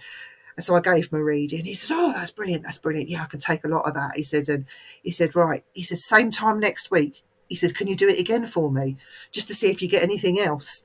And every week he'd come upstairs, "Could you give me a reading?" And we'd do not just readings. He'd have tarot cards. We'd do the Ouija board together up in that flat. And this is a Catholic priest that had a big church in Shepherd's Bush. So I think times have changed when it comes to the church's view on ghost hunting and even mediums. My great-grandfather was a Church of England priest up in Newcastle. And he was so laid back, you know, you'd blow on him and he'd fall over. That's how laid back he was. He used to always used to say, live and let live. If that's what you want to believe, then that's what you believe. And that's what he would say to everyone. That's the right way. And you know what, when we had problems in that extreme case, and she asked us to get an exorcist in, a Catholic exorcist priest, we jumped through hoops to have that done. It had to be sanctioned by the Vatican and by the Pope himself. It took 18 months. We got him there. I won't go through the wheres and wherefores, but I ended up going to see that priest separately and outside of that, because I felt such a heaviness, and it wasn't you. It might have been somebody else with me. We asked the priest. Now, I'm not Catholic. I asked him if he could bless me because I felt such a heaviness with me. And he did. He put his hands on us both and he gave me a rosary. He put his hands on us when he did this prayer. And when I got up and stood up, I felt so light. Honestly, all those years of ghost hunting had put a sticky residue on me, if you like. Oh, you absorbed it without a shadow of a doubt. Yeah, and he lifted that. He lifted that. See, my mum as well. I mean, the thing with the Irish and probably the Scots are probably the same, I would imagine. It's like they're Celts, I think. And the thing with the Scots and the Irish is there's just a thin veneer of religion. If you scrape away at the Irish and the Scots, you'll find that just underneath is that pagan soul. I think, and that's what it is. And my mum was the same, and she was very religious. She was Catholic, as was my father, and my dad was religious. Not to the point where they were manic, but they went and honoured and did what they meant to do as good Catholic. And but they were very much. My dad was a big believer in the faith. My mum was a big believer in the faith. She was a believer in spirit world. My dad was as well. And the thing is that she had a priest say to her one day, Helen, you know when you go out at night? And she went, yes, Father. He went, at night, he went, when it's dark, when you walk, where do you walk? And she went, well, I walk on the path. He said, well, in future, would you walk on the curb, by the curb? And she went, why, Father? He said, because at night, he went, the pavement is for the dead to walk. Oh my God. So there's that on other Irish priests. So there's that such a strong belief in the spirit world, even from a priest. You can't get rid of thousands of years of your pagan heritage by sticking a dog collar on and waving the Bible about. It just doesn't go. But even the Hindu priests, they believe in Vishnu and all, like these animal gods and stuff. When you think about it, if you just peel back the layers, could they not be fae as well, showing themselves in these animal form? It all goes back to the same origin. Mm-hmm. If you look at a lot of these gods and goddesses, you look at like Cernunnos, the god of the wild hunt, or the green man, and you look at the other gods and goddesses, Diane, the goddess of the hunt and what have you. There are a multitude of gods, pantheons from different cultures and histories, but they all run parallel to each other. Exactly. Irrespective of where they come from in the world, they've all got parallel gods and goddesses. When you think the same God, but maybe separated by 1,000 miles. It's mad. When we talk about obviously Christmas, people say it's a Christian holiday, other people will say it's pagan holiday. Yeah, because apparently, a lot of the Christian holidays are. They did a lot of some research, and they were doing it with the moon phase or something, sun, and how time changes. We gain time or lose time every year or something. And they were saying that they would have worked it out if Jesus was a real man that did walk on this earth, and they worked it out that he actually wasn't born on December the 25th. No. That the dates are all out. Yeah. No. The dates are all out. So.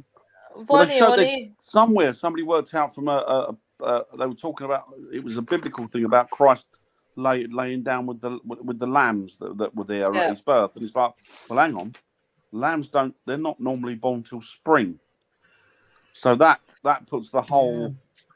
So what they did with December the 25th is it's Yule. It's the sort of the longest. Is it the shortest day? I can't remember. It's winter solstice anyway. Yeah. Winter solstice anyway. So, what better way of drowning out somebody else's religious beliefs than taking your own and plastering them over it? And they did the same with the sacred sites, like the churches. A lot of them are built on pagan sites. Von said something down there, Dan. Do you think now a lot of the churches are struggling to maintain their beliefs? They are very worried about people finding out the truth because surely it will change history. I actually do think that they are really, really worried. I mean, you think about it, when we go back to the Bible, right? And we talk about obviously Adam and Eve and everything else, you know, you would start that, you would have to start from there, right? Because what used to confuse me, and I think why probably priests don't like me, is because I question is, right, you know, where did man and woman come from? Do you know what? Do you know what? And me and Dan have been discussing this, that there are two things, really big things. Well, I believe there's two. I don't know if you think there's two or one, Dan, but I believe there's two really, really big things coming. The first one is the aliens will be introducing themselves to us, the common people. The governments already know about them. So I think the alien thing is the first thing. And the second thing, that aliens will tell us that what the churches and what our beliefs are all through time have been a lie, because they were the ones that created us. Seriously. I think it's going to be a massive eye opener for everyone when it does happen. I think there's going to be a massive spiritual shift because I think the world at the moment can't survive like this. No, because all morality, all decency, all love, all caring seems to just fell out the window. And it seems to be debauched and rotten and not the world, as my dad used to say, the world's a beautiful place, it's the people in it. Yeah. And it's the world itself is gorgeous, but it's the way that the human race is behaving and acting is completely tantamount to a healthy lifestyle. And I think that it's at the point now where you will get that second coming. Yvonne says she thinks it's going to happen within the next 10 years. I think it's going to happen very soon. So I think it's going to be sooner. Yeah. I think it's going to be soon. I think it's going to be soon, like the next 18 months, maybe less. You know, what I've always said is, right, and it's a question, I don't know if it's since my papa died. Maybe since my papa's died, I've had a different look in life, right? But I've always questioned, what is the point of having the human race when at the very end you're just going to kill them anyway? But it is one of the most pointless, you know, exercises, and you know, it's always like some stuff like that gets me. Or when we talk about the Bible, you know, there's a lot in it I really just want to sit down and just, it's like almost like the paranormal when you sit and you try and debunk. You know, have you read the Satanic Bible? I vaguely have, yes. Because I think that everyone needs to read a copy of the Satanic Bible. If they can. I've got a copy of it here somewhere. Because it speaks, yeah, it speaks a lot of sense, and it's written for man, not blaming God or a higher power for something. There are parts in it that are just really fanciful, and you just like, you know, just dismiss that. But if you read the Satanic Bible, even the Quran, right?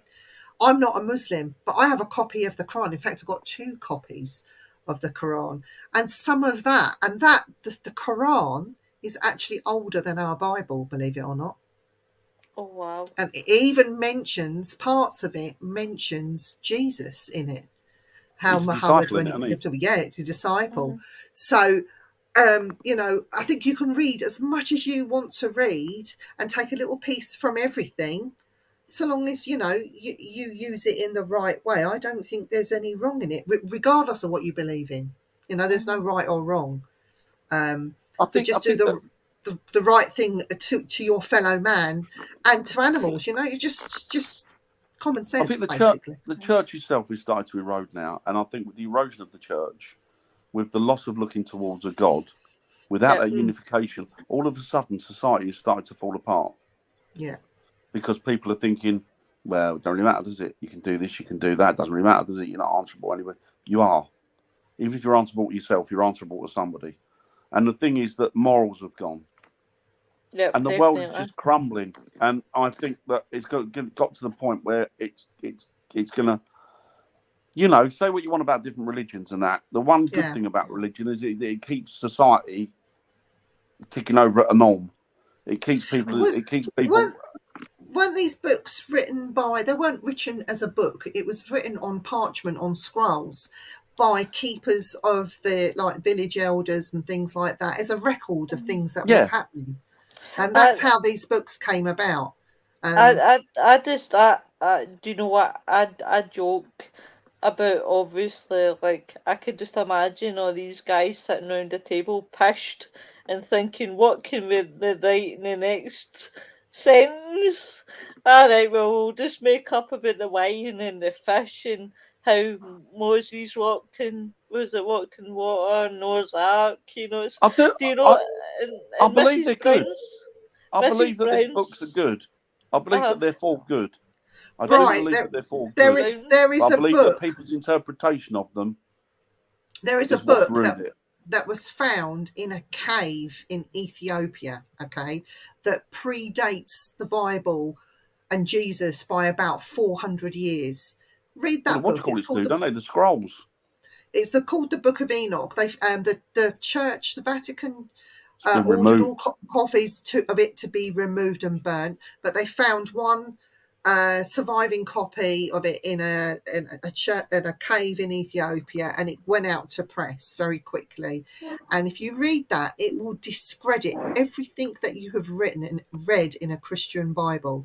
And when you think about it, it predates Jesus by 400 years. It shows you him to be a fraud. The whole thing is a fraud. I'll tell you what's happened, right? I'll tell you what's happened. These were given down by God, by an ultimate intelligent being, an all-seeing, they've been given down by God, right? And they've been laws to live your life by: respect, love, honour, take care of, look out for each other, that type of thing. But then all of a sudden, certain people, they call it the 1% or whatever, have got hold of this and thought, how the fuck can we manipulate this to our own end? And that's exactly what they've done. They've manipulated it so they can use it to, if you pardon the pun, to crucify people in a different way. Yeah. Financially, morally, just bankrupt them of anything that they own and just manipulate them. And that's what they've used them for. And that's what the modern day church has become, I think. Yeah. Not just Christianity, I think all religions. No. Because I think, irrespective of the Quran or the Bible or whatever religious text it is, they're all good. I think they're all ultimately there for the good. But people have manipulated it, removed words, removed text, added text, and all of a sudden you've got something that wasn't as it started. See, if you know a place is haunted by a priest, a vicar, or a nun, or whatever, you want to sit down and do an EVP session, forget your spirit box, leave them to one side, and talk about the religion or the belief. See what insights or what little information that they could give you. I think it would be absolutely mind-blowing. I totally get what Annette's saying. She's right. Rome manipulated it and turned it into what they wanted to be for control. Exactly. I think, to be honest, but I mean, it's a really interesting subject. I mean, I like personally looking at different religions, and the one that nothing wrong with it. Do you know the different? The one that always stands out to me, and I don't know, maybe I've got a past life with Egyptians, but the Egyptian Book of the Dead, how they bring people back to the dead and things like that. They try. I've got a scroll just in the other room with a Book of the Dead, which is all done on papyrus. But the thing is, I bought that so long ago thinking, we'll get a nice frame and we'll put it up on the wall, and we never did. It's just sat should there. do, though, because it's really nice. Oh, Viv, send me a picture after the show. You should do, because it's really nice. Do you want me to go and get it? Yeah, go on. Yeah. If it's there, I'll get it. Hang on. It's really nice. You should frame that. So, can I confess my sins to you, Father? In fact, no. Go on. Right. Don't even know where to begin. But they better be bad, otherwise I'm not listening. Well, Father, I handcuffed a man to the bed the other day. This is getting interesting. I used the old whip for 60 minutes. There's nothing wrong with that. I sentenced you to go away and do it for another hour and a half. Oh, I forgot it was you. Jesus. Oh, we're on the live. This is why Viv should never leave us too. I know. Yeah, exactly, Terry. Definitely. Andy's moved it. I don't know where it is. Excellent, Bri. Good, exactly. I think most people is the same as well. This idea, yep. Yeah, exactly. It was just manipulated, just on and manipulated. Religion itself, nothing wrong with. Okay, so nothing wrong with the church. Fine by that. I want to talk about hauntings again, going back to hauntings of priests and nuns and that sort of thing. But I want to take it to different countries now, because some countries, I mean, they have their ideals and their ideologies are different. Should be back. I'll be back in a moment. They're different from ours, though, Dan, aren't they? I mean, like, if you go over to somewhere like Italy and Malta, they're such religious countries, and they have relics and things that they swear by. And then you have the folklore that you go in this graveyard, you'll see the ghost of whatever, or you go in that place and you'll see the ghost of whatever, and even down to places like the Middle East and India. Yeah. Yeah. You know, I mean, they have so many sightings of their priests. Some countries don't have the nun thing. Like I know in Egypt, Ireland has a lot of it. Ireland has a lot of ecclesiastical hauntings. Yeah, but that's not surprising because it's I don't know. It's all probably changed now. I don't know what the new generation, younger generation are like. They're all the same now everywhere, aren't they? The youngsters. But yeah. Jamaica and Haiti. Right, Haiti. So voodoo is the religion out there. There's a good voodoo and there is also a bad voodoo, like good and bad, like you get everywhere. But their ghosts and what they're seeing are completely different to what we would like. If I was to see one of their priests appear in front of me, I wouldn't think straight away it was a priest because of the mask, the costume that they wear, because of their funky dancing and all that sort of thing. I'd actually think that's quite nice. You know, I'd want to join in and have a dance with them, sort of thing. But if I saw one of our modern day priests over here, it would scare the bejesus out of me, when really I should be more wary of the voodoo priest than I should be of our priest. Does that make sense? And that doesn't make sense to me as a person, though. Why would I be scared of a normal priest but not a voodoo priest? Because I don't understand it. I think I'd be all right with priests and monks. I think I'd be all right with priests and nuns, maybe a different kettle of fish, but priests, no, I'd probably be all right with nuns, actually. I do get totally what you mean, especially like, I mean, when you think you obviously like normal priests, they're not into the thing about voodoo. When people think voodoo, people think bad. So people think black magic, curses, hexes, or whatever. You know, people think of that. So I myself would personally be probably wary about, you know, voodoo priests rather than normal priests myself. So it doesn't sound silly at all. I think it's like all religions, isn't it? There's a good side and there's a darker side to them. And what about of these places that appear? Not just, I'm going to mention one here. that I know happened because I queued up with my dad to go and see it because we're sad like that. But you have these statues. One, I know there was one of the Virgin Mary that was bleeding blood from her eyes. I went and saw in Southall, it's like many, many years ago, there is a cow in the Sikh religion. The cow is a sacred animal. So they have a statue of this cow in the Gurdwara. And my dad said, oh, come to the Gurdwara. Let's give the cow some milk. And I'm thinking, what the bloody hell are you talking about? Is my dad on drugs or what? But I'd go to the Gurdwara with my dad because they'd give you this thing called prashad, which is made from semolina, and I love it. You can only get it that as a kid. You kept going around to get it, didn't you? Love it. I love it. Semolina.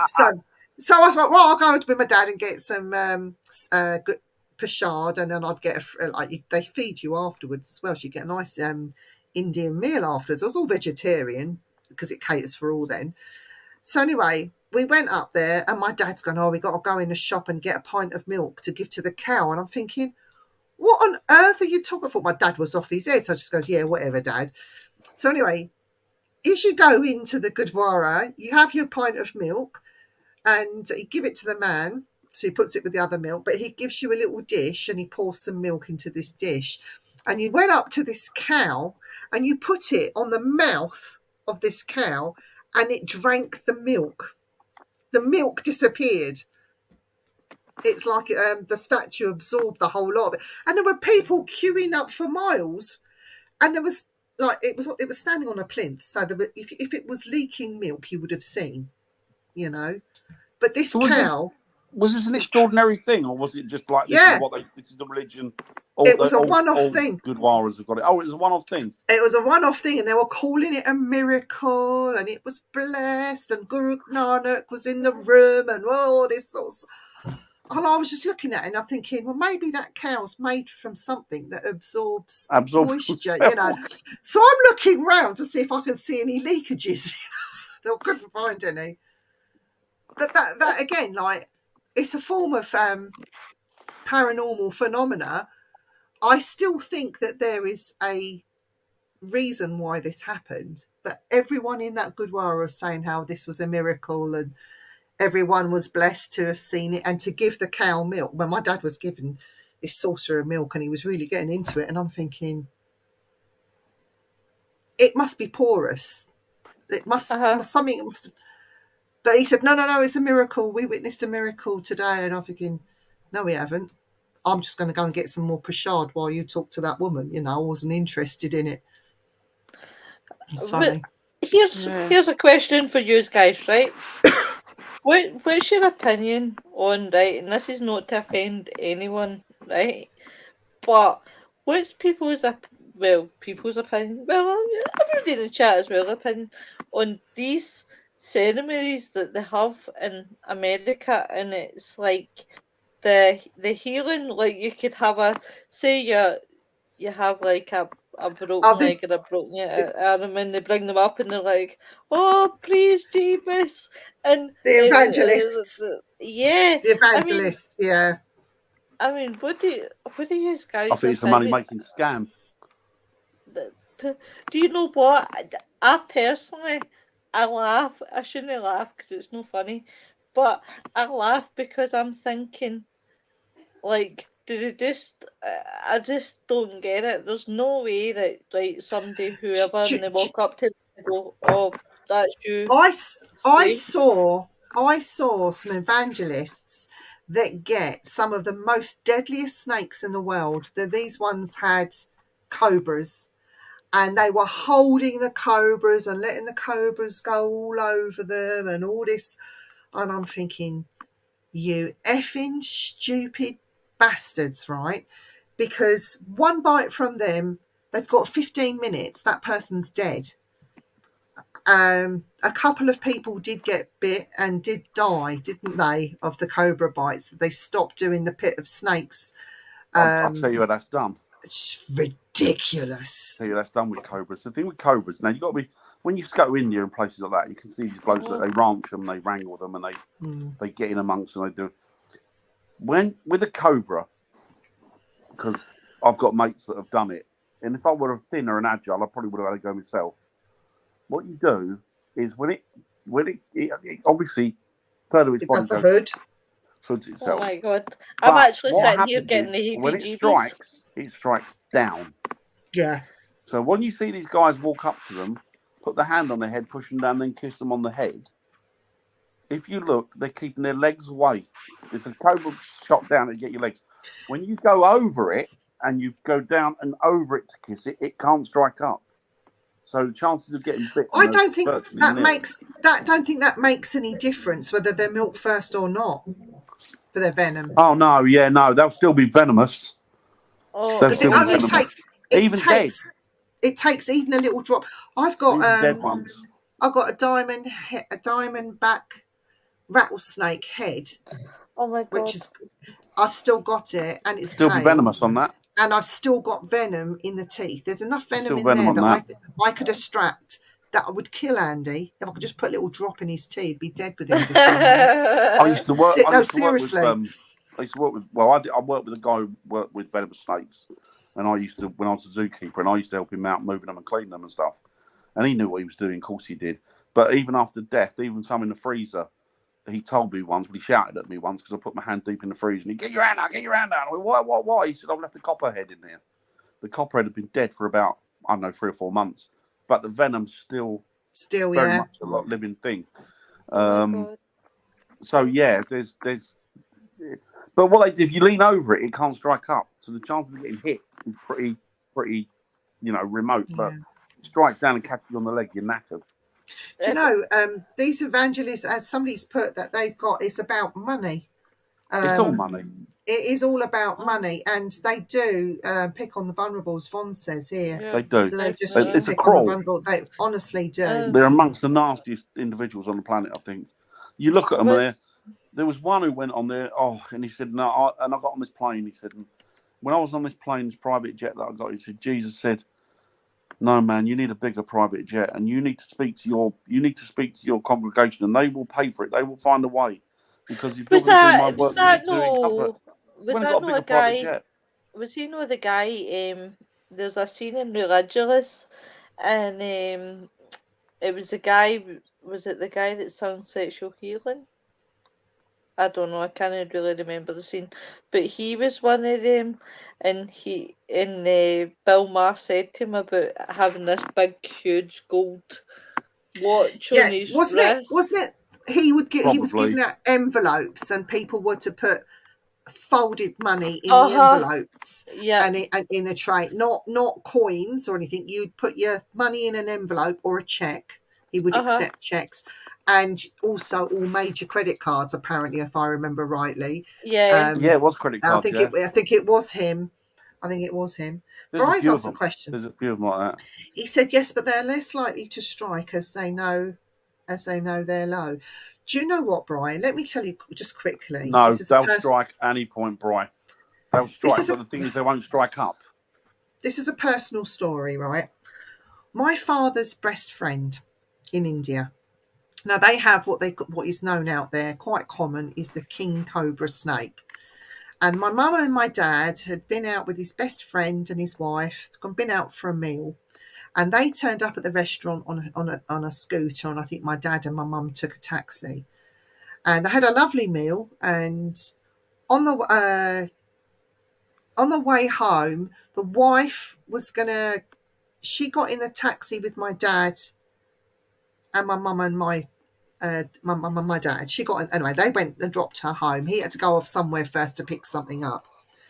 He on the way back home from wherever he went, he wanted to go to the toilet, so he went to one of their public loos. And you can imagine in India, they stink to high heaven. They're not very cleanly. They're not cleaned all the time, and it was that disgusting. He decided to wee. As a man, I suppose it's easier to wee next to the loos into the bush, right? And he didn't quite stand in the bush. He was just weeing into the bush. And he felt something very hot on his leg, right? All of a sudden, and a pain just shot up his leg. And he knew he'd been bitten. He'd been bitten. The snake had come out of the bush. Maybe he weed on the snake. I don't know. and it bit him. The cobra bit him, and he got straight.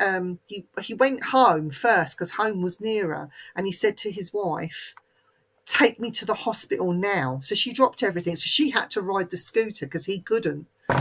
And it was a 15-minute journey from when he got bitten to when he arrived at the hospital. He was already dead. He was like holding on to her, like she was driving the scooter to the hospital, and he'd already died. And all he did, and he didn't disturb it or anything like that. He said he stood there and weed, and he said when he felt that sharp hot pain go up his leg, he knew what it was. He knew he'd been bitten, and that thing didn't sit up and spit or anything like that, because that's just warnings. This thing just came out and bit him. The game over, and he died. Do you know me? That's my huge phobia. Is snakes. So if anybody sees me cringing and sort of going like that, lovely. I love them. I think they're gorgeous. No. I love beautiful. snakes. No. I love snakes. Yeah. Don't get me wrong. I would never ever harm one, and I would never ever see one harmed, and I love animals. But do you know what? I have tried so hard to try and not have a phobia, but I've got a massive phobia of snakes, and I don't even know where it came from. I think my last recollection was watching maybe Neighbours or something when I was younger, and there was a snake attack, and I don't know if it's probably that's where I've seen it, and it's now went into this big thing, because I've never actually been around snakes. Well, I have my friends' snakes and things like that, and I've got a massive phobia, and I'll never forget, I dated this guy for about 6 months, maybe 7 months, and I went to meet his mum and dad when his mum was still living, heaven forbid, and the brother says to me, he says, come up the stairs and I'll show you what sort of animals I've got. And Jamie was in the toilet, obviously down the stairs, so he came out the toilet and went, oh, where's Louise? And he went, oh, Chris has been to take her up the stairs. Before he could get up the stairs, I was literally screaming. It was 2 corn snakes. Now, they are tootsie, but because I knew what they were, I was screaming. I've just got a huge phobia. I can't get over it. Dan, is this true? Because I believe that Ireland... It is. Do Ireland not have adders or grass snakes? Geographically, they haven't got any, Because we've got them here, adders and we grass have, yeah, snakes. they haven't in Ireland. In Scotland, you can get adders as well. Did he try to get you up his room to sort of see if you could stroke his one-eyed spitting cobra? No, I would have rather stroked yours then. Always welcome. Do you know what? I would say to people, if you're ever out in India and those places and you see the snake charmers, just stand back, because they put them in these wicker baskets.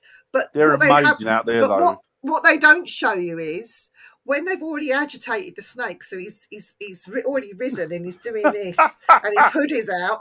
They've already pissed him off because they've got the lid of the wicker basket. Him on the head. Tapped him on the head a couple of times. And these things, when they spit, if you haven't got glasses or shields on and it gets in your eyes, you're blind. There's no two ways about that. It's just amazing. So we did, Terry, and that was my mate's house. It was out in Bedfordshire. It was, yeah. Snakes are brilliant. Yeah, well, we did, mate. We did. It was my mate's house because he used to work with another mate of mine who owns a reptile shop. So it was, yeah. Do you know what? I've even tried, right, gaze or laugh. I've even tried, right? My friend had a lizard, like a gecko. I love lizards. Absolutely love lizards. So she asked me to go to the shop and get more of the what they called, crickets, right? So I got to the shop door and I said to myself, Lou, we are going to be strong and we're going to go in there and we're going to get the crickets. So I said to myself, just imagine the place is full of lizards. So I walked in, 3 steps in, looks to the right, and this snake caught off the glass. Well, there was me. No, you're all right. Went back to my pal, was like, no, I can't do it. I try and visualise, but it's not. They are beautiful. They are beautiful. When they got the most amazing markings. and some of the most beautiful colours. And them king cobras. My friend had one that was an albino. Oh, did it have the eyes? Did it have the eyes on the hood? You could see it. The eye, just see the outline of the eye, and it was the yellow, and the back, the hood was pure white, and this thing was breathtakingly beautiful. I mean, they're beautiful anyway. King cobras are beautiful anyway, but this one she was a corker. Never seen anything like her. They paid good money for her. He paid $7,000 for her.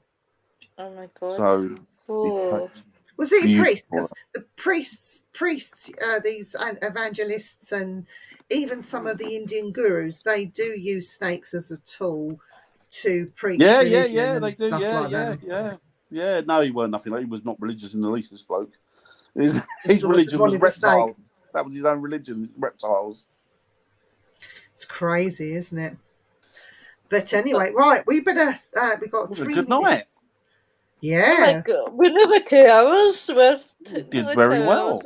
Thanks everybody in the chat for staying with us. Thank you. And not killing yourselves. Yeah. She did. She held it to the asp to her breast, didn't she, Cleopatra? As the saying goes. I'm just, that keeps me there. I'm sitting here and I'm actually The snake bite itself doesn't actually hurt.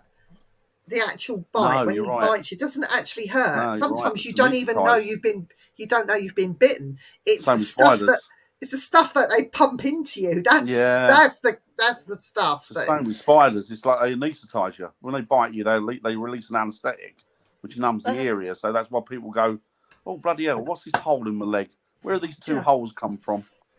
Do you know that's why I watched Snakes in a Plane, right? I made a pact with my pal to go and see it. I was all right. Samuel Jackson. And I was fine right up until the anaconda came out of nowhere, and that was me out the cinema. But you know what? Gotta keep the snakes off. Bit of insect repellent. Do you know what? After that film, I was feared to sit down in the toilet after watching the scene. I'm more worried about the snakes in the paranormal field than I'm the real ones. Yes. Oh well, you can't get anti-snakes. Oh, it's been lovely speaking to everybody in the chat tonight. Thank you so much for joining us. We will be back on Tuesday on 7:00 on the Things Network, where we are talking about the Enfield haunting. And if Vivian gets her arse in gear, we will have part of a interview from Maurice Gross, and he even has Janet on tape. We might be able to play that for you on Tuesday, and we will discuss the Enfield haunting. It's going to be great. It will be superb. Yep. Looking forward to that. And Wednesday, sorry, Viv. Wednesday is a lovely guy, French guy called Jesse Craignew, who is talking about his. He's got some conspiracy theories. He's also a spiritualist, and he gives readings. But we're going to just probe him about some of his conspiracy theories. So we will be speaking to lovely Jesse on Wednesday. He's a man. I think he's from Paris or somewhere like that. But, so we will be speaking to our French connection Wednesday. Sounds good. And next week, do it. Don't.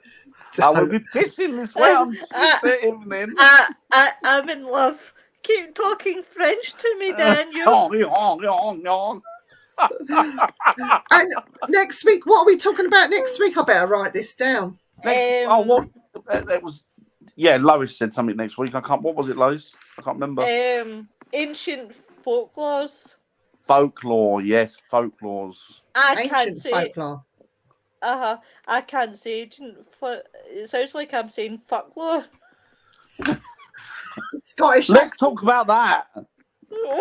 the Kama Sutra, the 80s. Exactly. I'll be ill next week.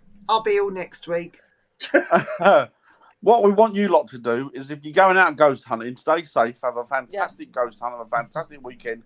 I hope whoever goes out catches some good evidence.